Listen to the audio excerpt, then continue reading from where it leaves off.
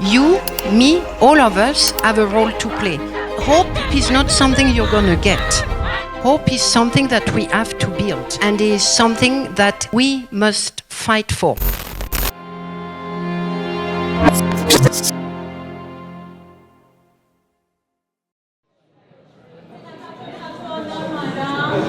Kia ora everybody, ko Samantha Hayes tēnei, e ngā mātawaka o te motu, Māori tū, Māori ora, kia tātou, haumie, luie, tāwiki e.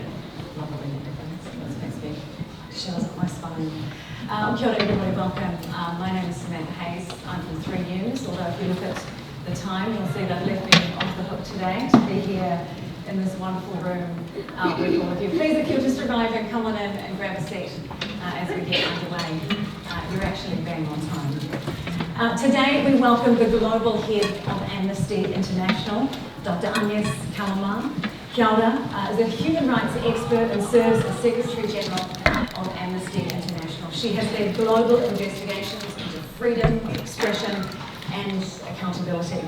I had the pleasure of speaking to Dr. Callamard earlier today, which will be on the news a little bit later on for those people that weren't lucky enough to be here in the room with us today. And it was a wonderful conversation. I'm looking forward to hearing more of her thoughts. A bit of background.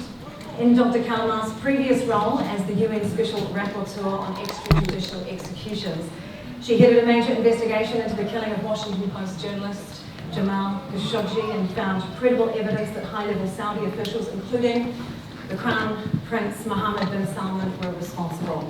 Naming the Crown Prince officially was brave and put a target on her back. He denied ordering the murder and dismemberment of Khashoggi in the Saudi consulate in Istanbul, but was forced to take responsibility for what he called a rogue operation carried out by 15 Saudi government agents. It remains a defining case in debates over press freedom, state accountability and extrajudicial killings.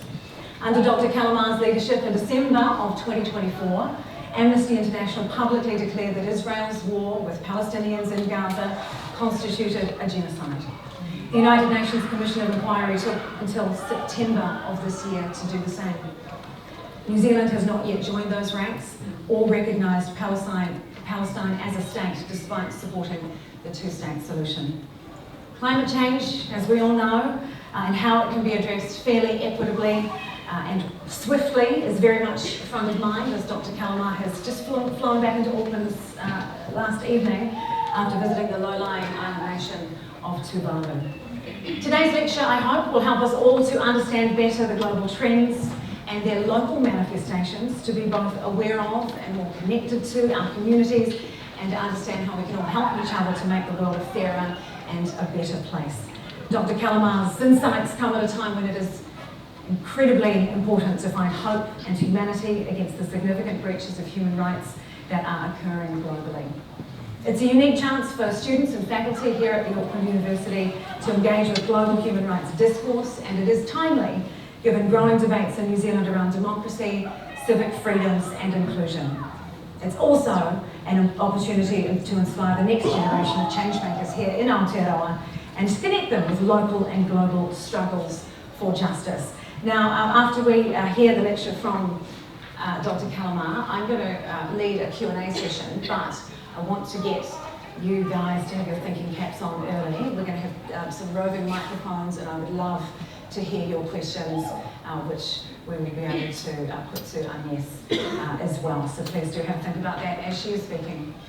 To get us underway, first though, I would like to invite Kathy Smits, Associate Professor in Politics and International Relations and Deputy Dean of Te Pūtahi Mātauranga Arts and Education here at the University of Auckland.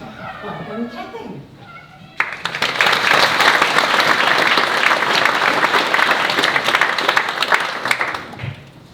Tēnā koutou katoa. Welcome everybody. Welcome to staff and students, members of the community attending this event. It's fantastic to see, fantastic but not surprising to see such great interest and turnout to hear Dr. Callamard at such a busy time of the year. As Sam says, I'm Kathy Smits. I'm the Acting Dean of the Faculty of Arts and Education, and I extend a special welcome to colleagues joining us from Amnesty International's Aotearoa New Zealand and International Secretariat, and of course particularly to Dr. Callamard, the Secretary General of Amnesty International.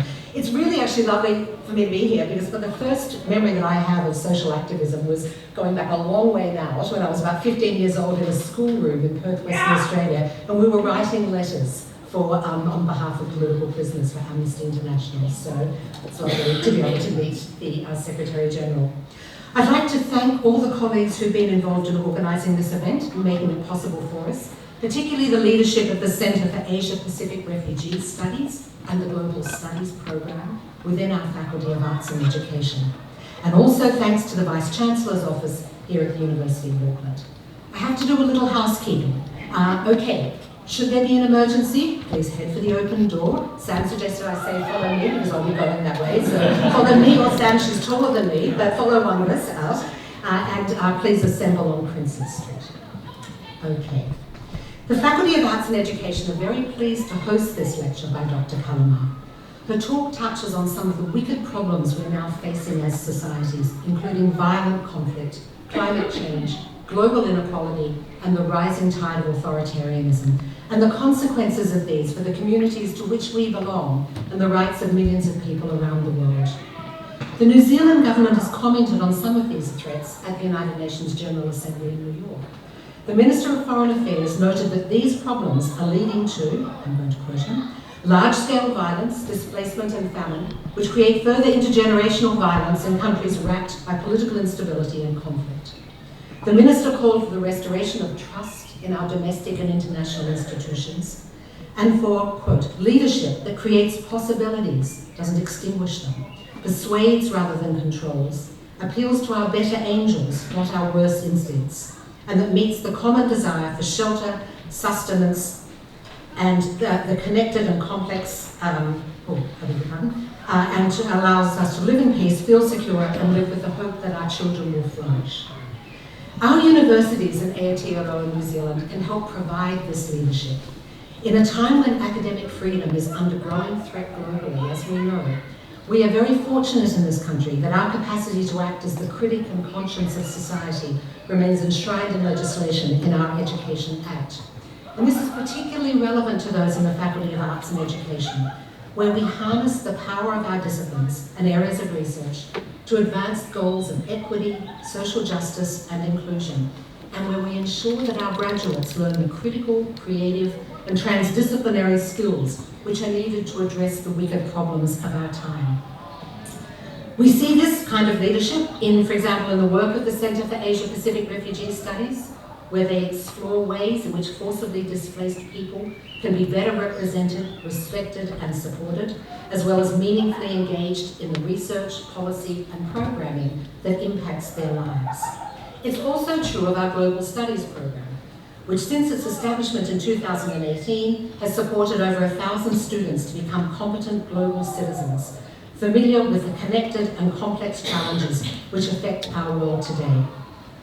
We look forward to hearing from Dr. Callamard today about how we might harness the work being done at the university to that of civil society social movements and organisations like Amnesty International to improve human rights and dignity for all. Thank you.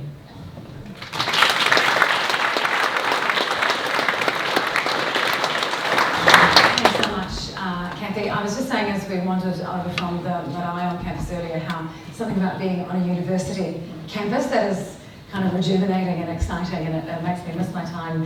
Unfortunately, I didn't come to Auckland, but did spend some time at Otago and at Victoria, so it's really lovely to be back on campus. So thanks for that introduction, Kathy. I would now like to welcome up Amnesty International Aotearoa Executive Director Jackie Dillon. Now Jackie's relatively new to the organisation, having joined as Kai Whakahaere Mātua in February of this year. Please join me in welcoming Jackie. Jackie.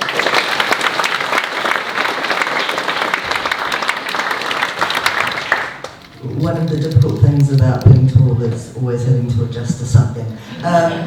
And getting the third speaking slot before Agnès is probably not the best spot to get, so I will keep this short.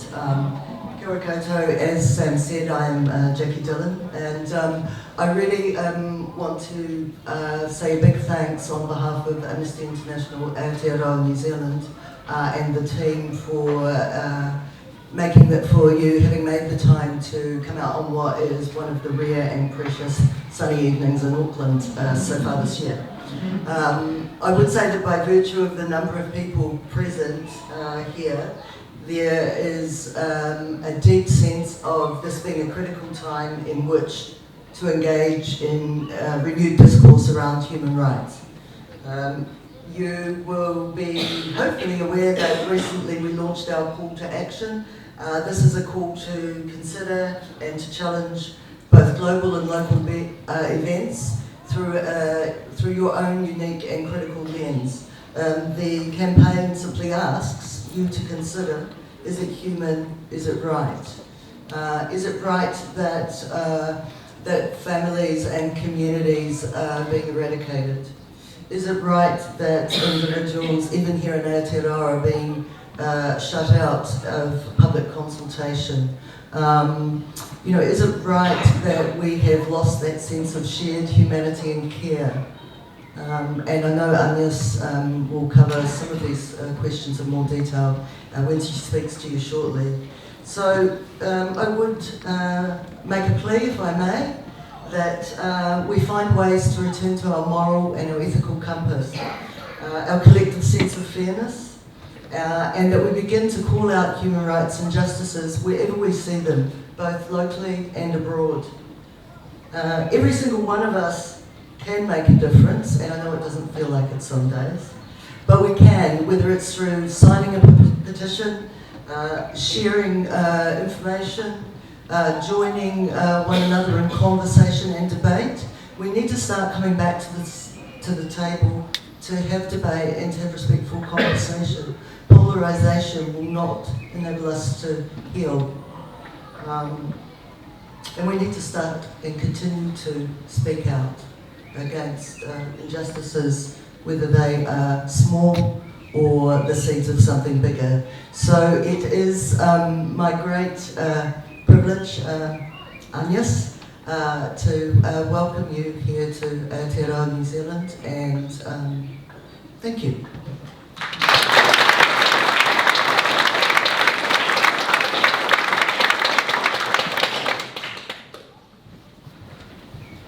Good evening, everybody. Now, the thing about being the shortest, that you always have to adjust after the tallest. Thank you so much for welcoming me, and thank you to the University of Auckland for the opportunity to speak to you, and for being here for my first official trip to Aotearoa, New Zealand.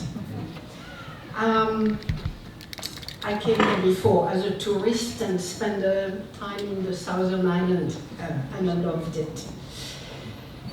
So, the rule of law is under attack. It is battered, it is mocked, it is ignored, internationally and in many national settings. Governments and the elite of the most powerful countries that have long prided themselves in their strong judicial institutions are turning their back on those institutions and the rule of law. The architect of the rule-based global order, established on the ashes of World War II and the Holocaust, the very countries that 80 years ago agreed to the creation of the UN and the International Court of Justice, those countries are now destroying what they started erecting in 1945 and kept building 4 years afterwards. The rule-based order that has governed international affairs since the end of World War II is on its way out, and there may be no turning back. I hear some of you suggesting, oh no, that is a recent phenomenon. 3-4 years, Ukraine, Gaza, and indeed, international law may well be buried with the genocide of Palestinian people of Gaza. I hear others insisting it's a 10-month-old development.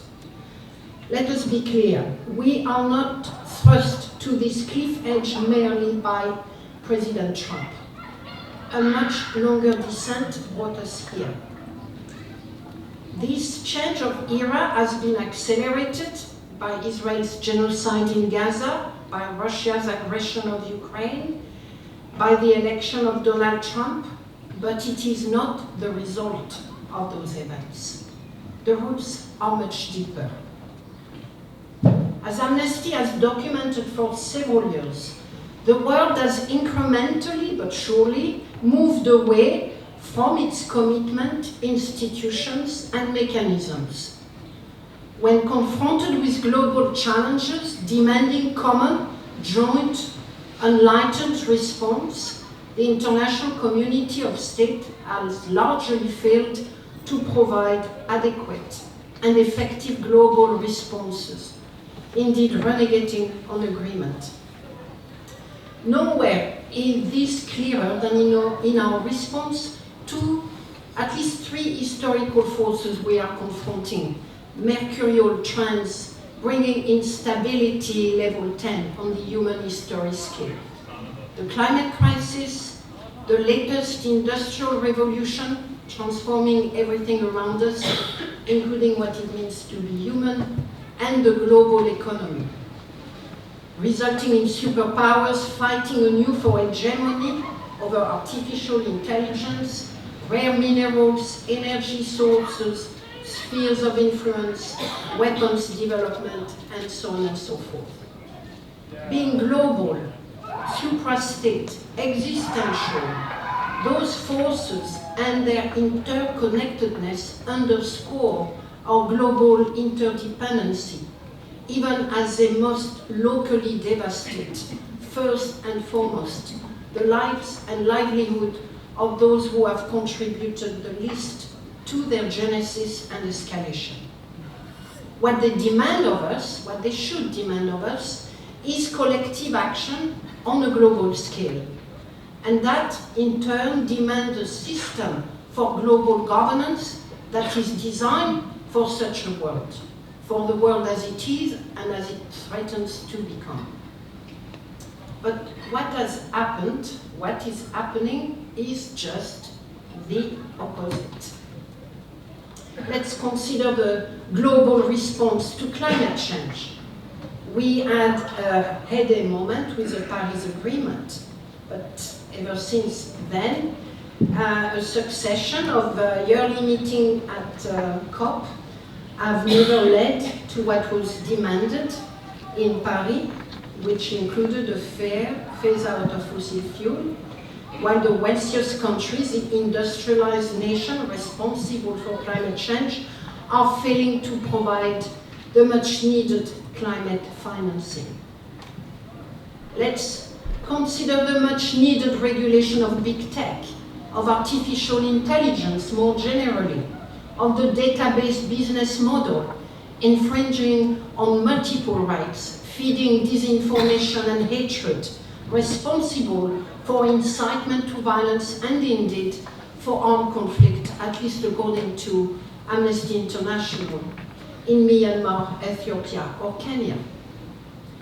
President Trump is threatening to exacerbate this trend, encouraging social media companies to roll back protection, threatening the European Union, which is one of the rare multilateral systems that have attempted to regulate big tech, threatening them to levy heavy taxes if they regulate those big tech companies.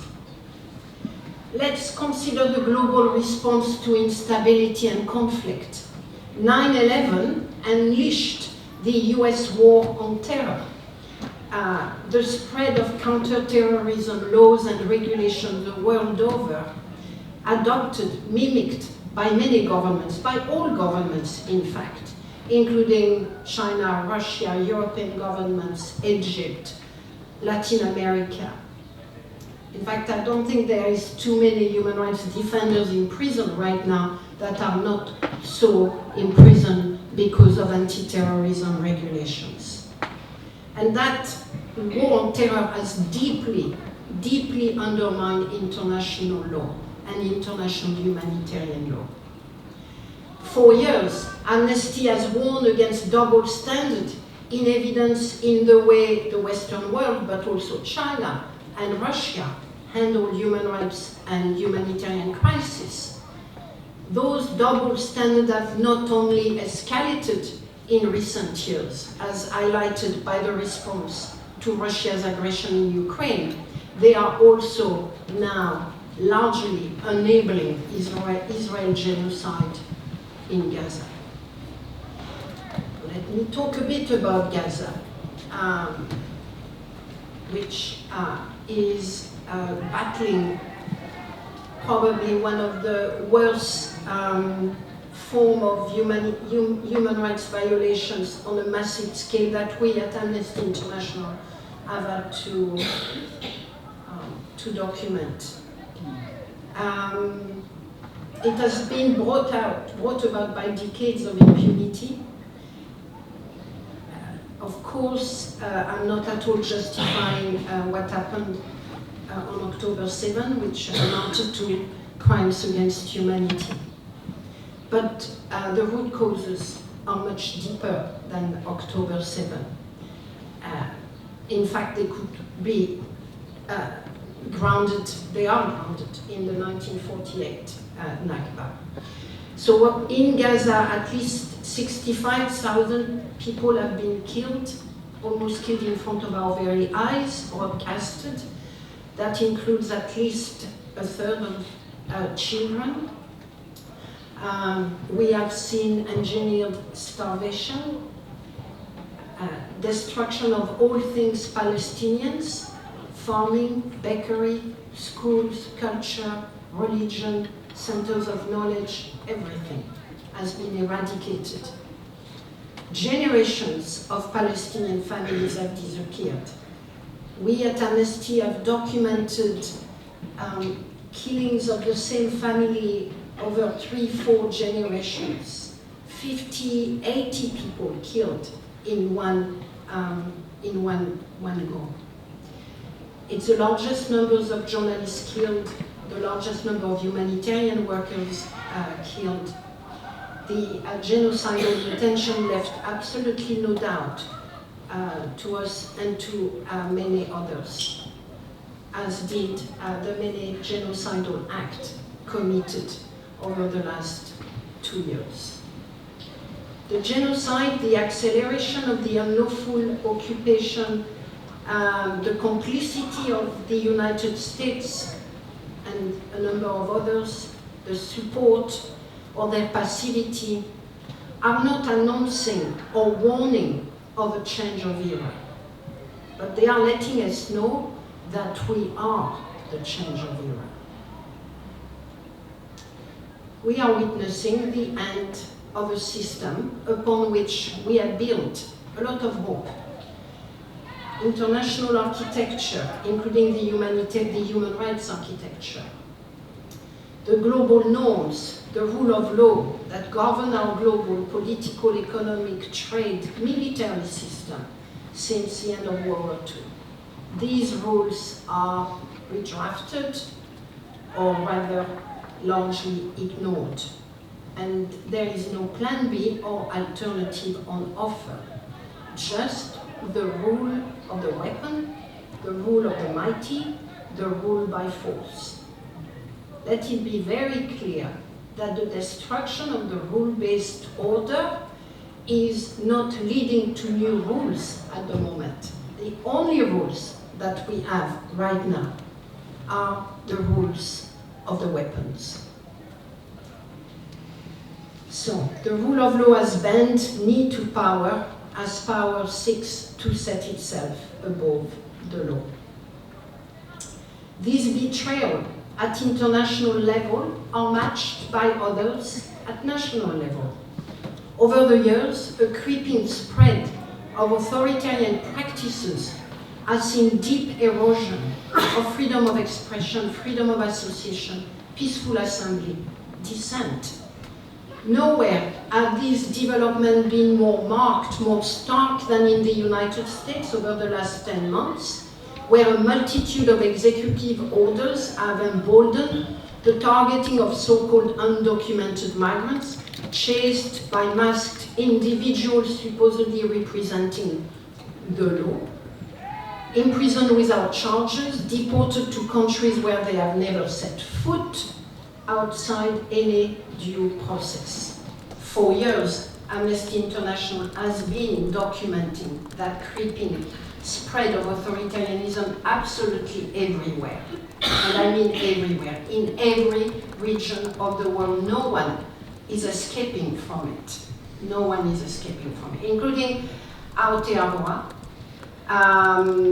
which, through its colonial history and the colonial violence perpetrated against Maori, has had an experience already with authoritarian violent practices. But there is a new energy given to that in recent years, such as the attempt to erode constitutional right, to erode the notion that the inalienable right of Maoris to their land has been relinquished. To question the right of Maoris to participate as a nation to the public affairs. This parliamentary term, I've been told, has been marked by widespread protest regarding te tiriti, indigenous rights, erosion of gender pay equity, cuts to public services and agencies. On the climate front too, New Zealand is relying on some of its commitment. It is focusing on the mitigation potential of offset in the land use and forestry sector, both within and outside its border, to meet its 2030 target, rather than focusing effort on reducing emission from high-emitting sectors, including the agricultural sector. Someone told me this morning, these are worldwide trends, but why did we have to join them? I thought, in fact you don't. You should not, and you must not. Now is not the time to imitate, to capitulate, or to negotiate, in fact. Now is not the time to seek or make deals. Now is the time, in fact, to resist, to disrupt, and to transform. And I know that thus far I have drawn a rather bleak picture of the world and the prospect. But this is not the full picture. We have many positive examples to draw on. In college campuses, city squares, millions the world over have gathered over the last 2 years with their demand for an end to Israel's genocide against the Palestinians in Gaza, and for an end to authoritarian practices, to violations of their right to protest. And although several powerful states worked to obliterate that international rule-based order, others that were not even present, by the way, in 1945, others have stood up and demanded and pushed for accountability. They have claimed the relevance of the ICJ, of the International Criminal Court, of international norms more generally. I'm thinking here of South Africa, but all the countries that are participating to South Africa complaint to the ICJ against Israel genocide. The ICJ, in fact, issued an advisory opinion that Israel's occupation of Gaza and the West Bank, including East Jerusalem, is unlawful. The UN is taking an important step towards a vital treaty on crimes against humanity. Thanks to the vision and courage of the people of the Pacific, the ICJ provided the world with a crucially important advisory opinion on state obligations vis-à-vis climate crisis. The UN Global Assembly demonstrated time and time again that the vast majority of countries around the world sided with the Palestinian people as they sided with the people of Ukraine. And of course, the International Criminal Court issued arrest warrants against President Putin, Prime Minister Netanyahu, and it arrested Philippines' former president, Rodrigo Duterte. So we are part of a global majority. Let it be very clear. But we are confronting and facing very powerful actors. The United States, Russia, China, but corporate actors as well, who are capturing the state, capturing the law, capturing norms, in order to push for renewed profit around the world. Everywhere we are witnessing that capture of the institutions that have protected us for many decades and are no longer able to do so. The fate of the rule of law, though, and of international law or national law resides, in my view, not so much in the hands of those who betrayed, rather as a perennial, ambitious project for humankind. Its power rests first and foremost in its continual proclamation and its persistent defense. And we should not forget that. We should not forget that. And so we want governments, we want people, including Aotearoa New Zealand, to fight the fight.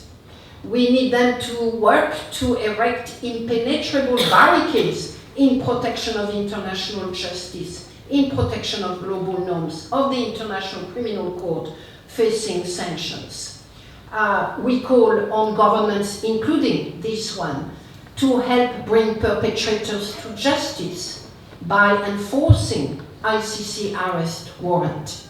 We call on them to socialize the ICJ advisory opinion on climate change and to make use of it. We, too, civil society, need to do so. We also have a moral, legal imperative to fight the criminalization and repression of civil disobedience, of solidarity, of saving lives, because these are not crimes. In fact, they should become constitutional protection.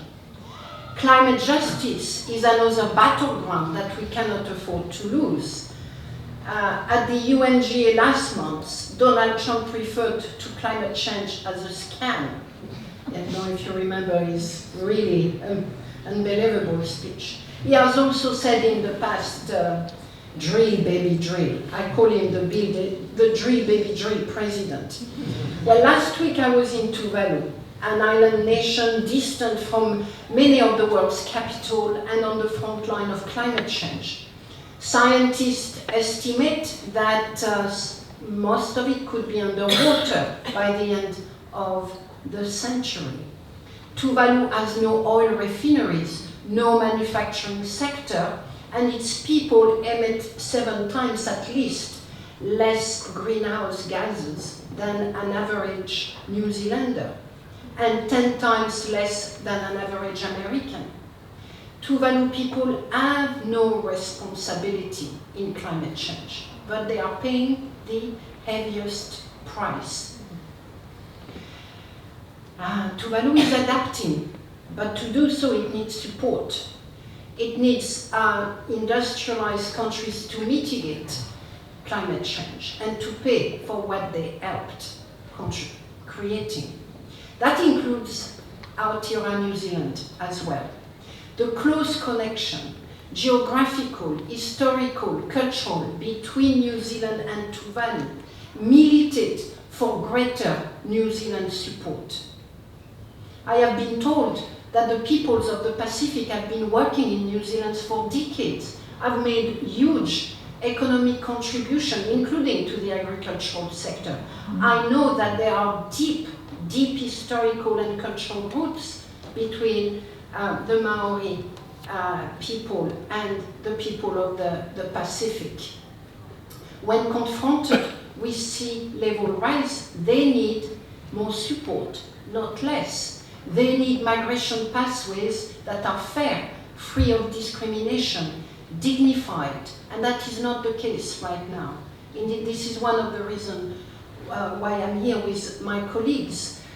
We have just done a very extensive research, 2 years into New Zealand migration relationship with Tuvalu, and what we have found is very concerning. I will say a cruel system that demand of Tuvalu family that they left behind some of their members because their members have disability, because they have medical conditions, or because they are too old and are therefore not accepted in New Zealand. So we are here to demand a change to those migration pathways. We are here to demand of New Zealand that it provide a dignified migration approach to Tuvalu, that it provides humanitarian visa, that it maybe follow the example of Australia that recently has adopted with Tuvalu the Philippine Treaty Agreement, which offers a way forward, a dignified way forward. And let me be very clear, contrary to popular belief, not everyone in Tuvalu wants to move out. In fact, during the week we were there, it's very clear that many of them want to stay there. But to do so, they also need industrialized nation to deliver what they promised to do in Paris, that is to mitigate and to pay for climate financing, so that, for instance, land can be reclaimed and protection can be built on that land. But that is not happening. We all know that a succession of COP have delivered very poor results, and the fossil fuel phase out is not happening, quite the opposite. We know that we are witnessing or probably going to experience more and more warming of our climate, with absolutely disastrous implications for people on the front line and ultimately for all of us. So, where those intend to destroy the international system, we need to be prepared to respond. We need to be rising to the challenge. We need to be prepared to protect. When they actually destroy, we need to rebuild. Better, stronger, fairer. It means we need to have visions. We need to have a transformative agenda. We cannot just be on, reactive to what they are pushing on us. And it is a challenge, because when we're confronting so many problems, it is hard to imagine a different way, but it is absolutely crucial. The transformative agenda that civil society has been so central to building over the years, that needs to continue to be happening. And that's certainly part of what Amnesty is trying to do, transforming our institution, having a vision of how those international institutions must be reborn. When we talk about the 1948 system, we do not mean to secularize it. We are deeply aware of the limitation. We are deeply aware that many people were left out of that system. So we're not trying to protect all of it, or all of its unfairness at all. We need to protect what ought to be protected and to change what needs to be changed. That includes, for instance, a reform of the Security Council by demanding a greater membership and demanding that the use of the veto be much more strongly regulated. We are demanding change to the global taxation system, and Amnesty is behind 200% the global taxation convention that is underway. It's going to take a lot of effort to make it happen, but it must happen. Because, wherever I go, governments are saying, oh, we have no money. I'm telling you. it's really, look, nothing left. Well, it could not be further away from the truth. We know that there is quite a lot of money. In fact, we know that profits have never been higher in the world we are living in. We know that the super rich have never get richer, ever in our human history. And yet we have our government telling us we need austerity measures, my friend. We need to cut down on this social, too expensive. Too expensive to provide housing to you guys homeless. Sorry. Too expensive to provide the medical care to the 3 people with disability from Tuvalu who wants to come in.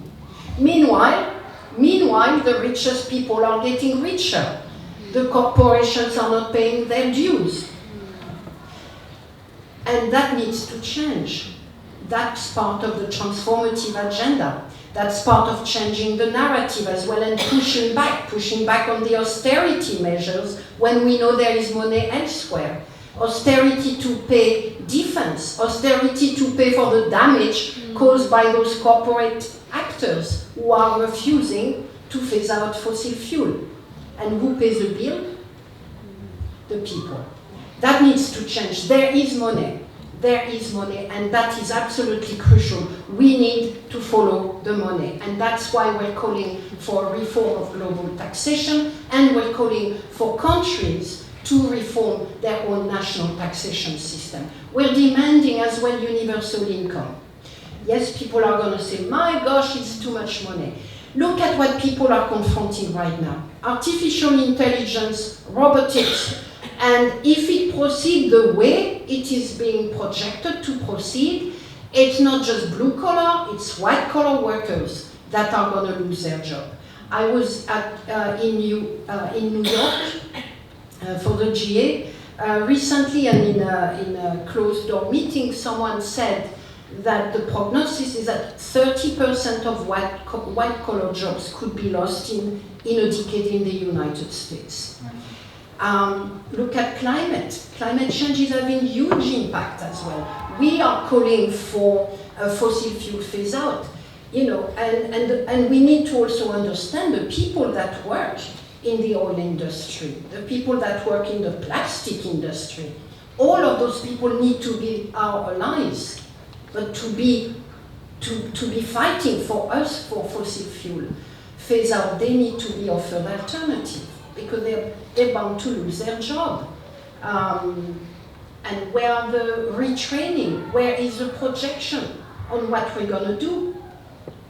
Where are they going to find a job? So all of those things is part of this huge anxiety that we are seeing around us. We need to understand it. We don't need to the last thing we need to do is say, oh, that's not, nothing of that will happen. Actually, it will happen. People's anxiety are well-founded when it comes to the economy and jobs. And we must be able to provide answer to that, both as colleagues, supporters, allies, human rights organizations, but we need to ask the state to also have plans, including, in our view, universal income, at least can be a mitigating measures for a while.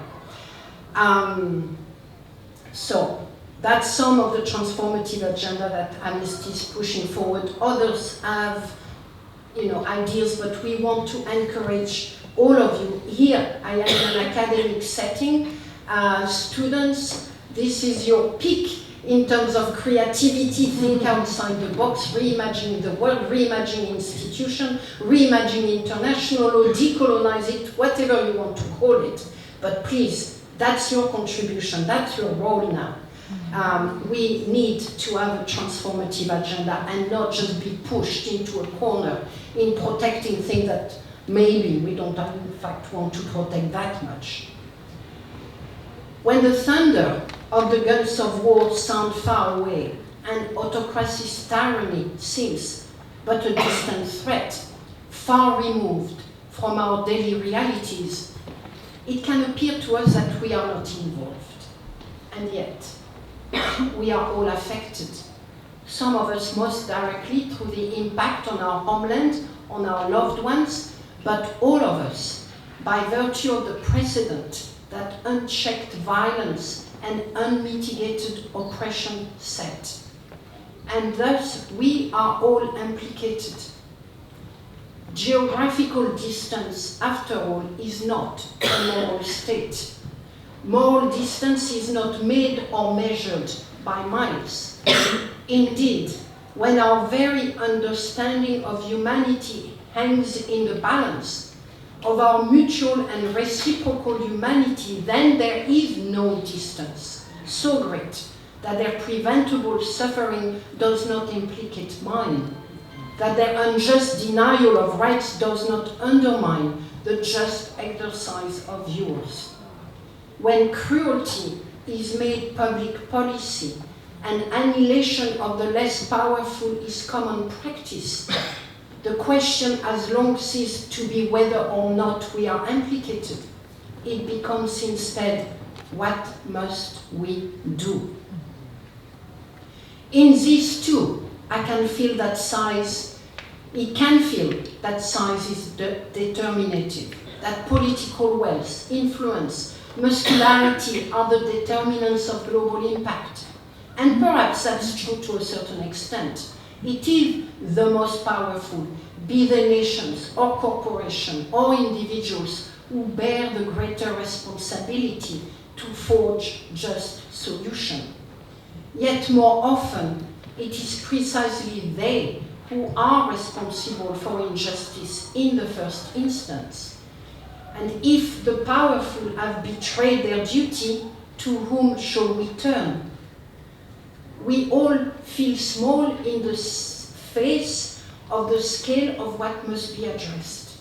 And yet history is replete with examples of how only the courageous, determined action of those not numbered among the strong compelled persuasive demands for justice, for liberation, and for freedom.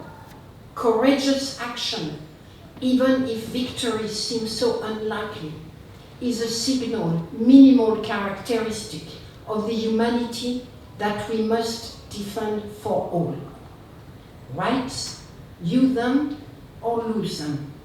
And if you remain in doubt, perhaps recall the West African proverb. If you think you're too small to make a difference, try spending the night in a tent with a mosquito.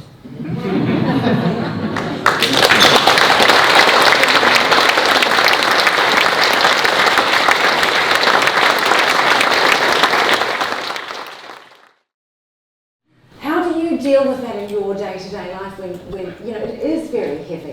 And how do you still have hope through that? Well, I have my colleagues. Look, Amnesty is part of an international movement, and this is why I really think that collective action is part of surviving what's happening right now. Alone, or even part of just one organization, it can feel overbearing. But part of a big movement, building bridges with others, like Amnesty is building bridges with the taxation people, those working on debt relief, you know, movement with whom we've had little contact, you know, maybe over the last, you know, 50 years, the first 50 years of our existence. I think it is absolutely essential to think collectively, to think together, to think that alone we stand very little chance to push back and to resist the Donald Trump of the world, the Meta and you know, with Google and so on, all the corporate actors. But together we are a powerful force. Look at what happened over the last 2 years. I mean, when you think where we began in October 2023 and where we are now, it is the people that have shifted, that have pushed our government to take action. The fear of seeing a growing social unrest in many countries around the world. I mean, we cannot underestimate what we can achieve when we come together, when we roar together. When we roar together, I like it. We have a question just down in the middle here. Would you mind standing up and just, when you get the microphone, also just telling us your name? Thank you. Kia ora, I wasn't expecting to stand up. I'm Ben, I'm a student here. But I was curious, as we talk about this kind of increased isolationism, this increasing shrink away from the international system that we see across global politics, does this mean that as civil society organisations, Amnesty International, does there need to be a change to the kind of naming and shaming strategy of holding people to account, holding states and actors to account, or is it still fit for purpose in this current world, in this current climate? You know,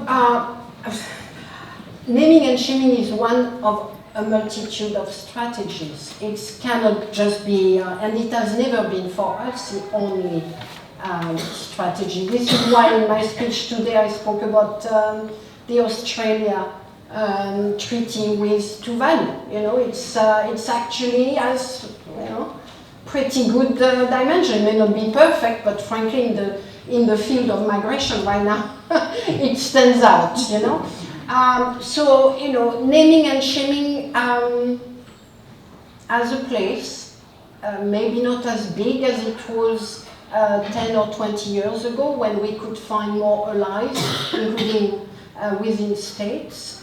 I think the most important challenge we are confronting is people feeling of desperation, feeling that there is nothing that can be done, the great deal of insecurity that many people around the world are feeling, the feeling of hopelessness.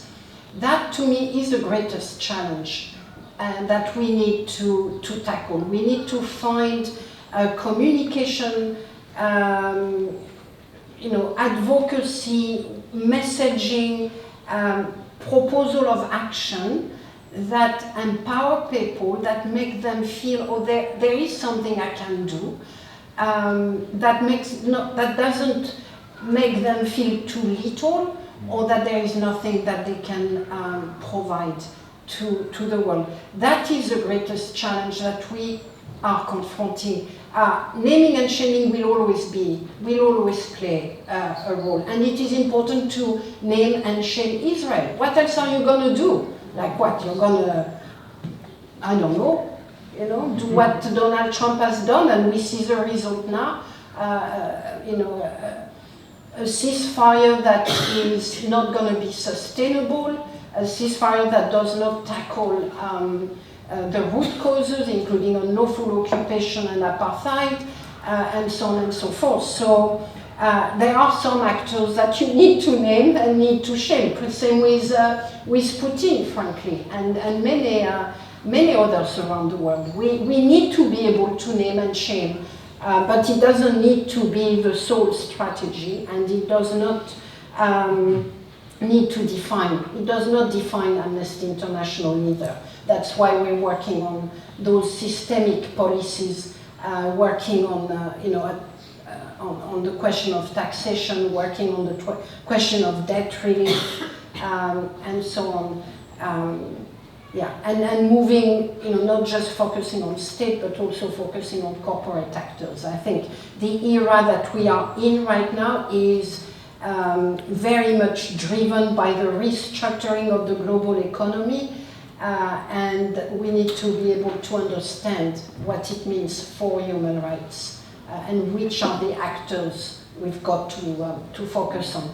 The corporate actors are very diverse. They are not all committed to be violating our rights or to profit without red lines. There are many corporate actors who actually want to do the right thing, want to play a bigger role in the protection of human rights, and we need to work with them too. Yeah, we'll go, if you've got your microphone here. Thank you. Yeah, my name is Adam Kirby. You mentioned artificial, I think misnamed, artificial intelligence. What specific, apart from the danger to employment, what specific dangers do you think to human rights does artificial, whatever we call it, present to us? Yeah. Well, Amnesty International has been working on that issue for a number of years now. What we have been documenting is the inherent biases and discriminations within systems that are powered by AI. We have documented the impact on people's life, the difficulties of finding recourse. We are working on the impact on weapon development, on autonomous weapon development in particular, with a very big campaign against, or to ensure that a meaningful human control over the weapons. And a couple of years ago I thought we were on the right way, but in the right path, but I am very doubtful that we, I don't want to be doubtful because I always fight, but it is going to be a difficult one at a time where so many actors, state actors, are insisting on growing their defense budget and military and weapon development that are being tested in Ukraine and in Gaza, by the way. We have documented the use of surveillance, including in Gaza and the West Bank, artificially intelligence-powered forms of surveillance. So there are many dimensions. I also have led an initiative on biotechnology and neurotechnology. That is the byproduct of artificial intelligence, and it is having now and potentially in the future huge impact on human autonomy, on on our capacity to control our brain away from other actors. So that's some of the examples of, in fact, the impact on the workforce is not something that we have extensively documented yet. We have much more looked at the impact on discrimination, freedom of expression, how the artificially intelligent algorithm are powering hatred and so on. All of this has been well documented by Amnesty International. I think we had a question from a person over on the side here. Yes, go for it. Kia ora. Thank you so much, Madam Callamard, for spending some time with us and sharing some of the thoughts that Amnesty is putting forth. I think I agree with you. Sorry, my name is Green. I agree with you. We do need continued proclamation and persistence defense, and we do need to be proactive. And a lot of the people that are being proactive, that are taking the personal responsibility for social justice in their homes and in their communities are young people. Yeah. And I appreciate that you mentioned Kenya. I am from Kenya, and you've seen the Gen Z revolutions that have swept across Bangladesh, Madagascar, Morocco. But these are the same kind of people that are continuously being hunted and attacked online and offline by evil, rogue regimes that continue to undermine the rule of law. I think they're treating human rights as a suggestion and as an option. And I'm wondering, for Amnesty, and with the work that you've done with the judicial killings, has there been any consideration for the safety of activists, for the safety of human rights defenders? Is there anything that we can do? Because the treaties and the decisions that are being made, again, are getting to our local spaces and they're being treated as if they are just byways. They're not obligations. So what are we thinking about protecting those people that are actually vocally on the front lines, that are actually going to keep this fight going? Kia ora, thank you. Well, it's it is one of the biggest priority for us. So let me speak about Kenya, because there, Amnesty International Kenya has been going to, during the protest, has been going to police station after police stations, demanding the release of those that had been unlawfully arrested in the context of the protest. We are involved in a number of lawsuits, and we're doing a lot of initiatives around reparation for those that have been affected by police violence. Amnesty is sponsoring, a great deal of trainings and security trainings, but we're not the only ones. A lot of other organizations are doing so already. A lot of, in fact, young people become very much expert in how to organize a protest and ensure that there is a least casualty and so on and so forth. So protection security is a top priority. We have a number of projects involving just young people, including on the question of online attacks and hatred. We've just done one in the Philippines, and my colleague here can tell you much more about it. He was involved in a research project that was driven and done by young people, and that focused on online harm against young people and young activists. I think we are putting one out. Well, I think actually the next one is on Kenya, by the way. Another one on Kenya on online harm. So there are a number of initiatives. It's just one among many others. Amnesty is just one actor. The Gen Z revolutions are changing activism, changing organizations, because these movements are more or less leaderless. They do not have organized structure.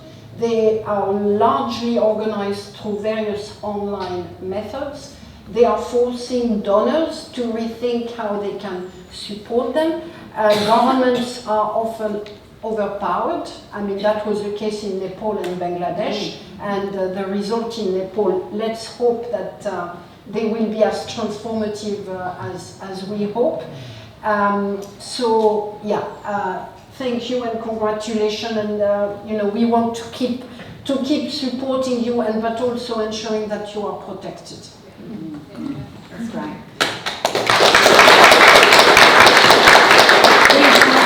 We've run out of time, so we're out of time for any more questions. I just wanted to give Dr. Callamard just the opportunity, because we're here in Aotearoa, and just one final question, if I may. What is your main message for the New Zealand government? Just a little question. I mean, I've been told that the New Zealand government is, first of all, does not think that they have international responsibilities because they are small and far away. So I think my message was loud and clear that this is absolutely bears. It has no impact on your responsibility as a member of the international community. You have human rights obligations, you have historical obligations, you have, in fact, moral obligations to deliver. But that's my message to the New Zealand government. I have more than just one, but I think the most important one may be that New Zealand has been historically an actor we looked towards for human rights protection. It has been an actor that has been, has played a key role in the Universal Declaration of Human Rights and in what happened over the last 80 years. It's not doing that at the moment. It is moving away from its historical legacy, and it is doing so in a way that is so deeply undermining 80 years of people's effort towards building a strong, dignified path for the people of New Zealand and for others. So I think I will call on the New Zealand current government to be true to its history and to its people.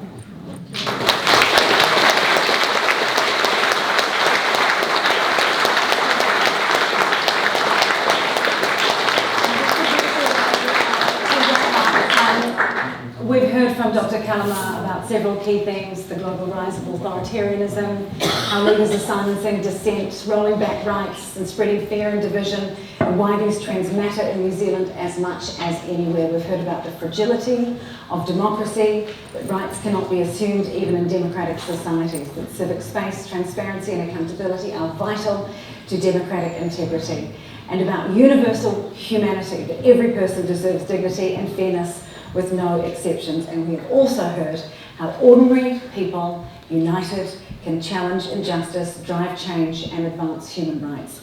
Amnesty International is asking, what does it mean to be human? Is it human? Is it right? I would like to thank, on behalf of all of you, Dr. Agnès Callamard for her insight and for her courage. Please join me in giving her a round.